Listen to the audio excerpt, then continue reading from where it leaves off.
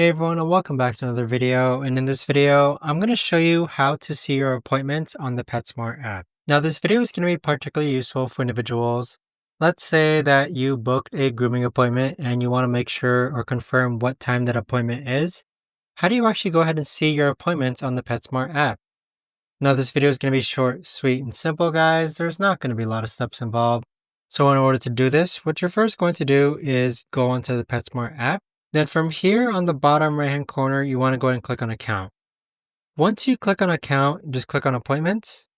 And then this is where you're going to see all your upcoming appointments, and you can also filter it by pets. But there you have it, guys. That right there is the best and easiest way that I know of to actually go ahead and see your upcoming appointments on the PetSmart app. If you guys know of a better or easier way to actually do this, let me know in the comments down below. I would love to know. Thanks so much for watching, everyone, and I'll see you guys all in the next video.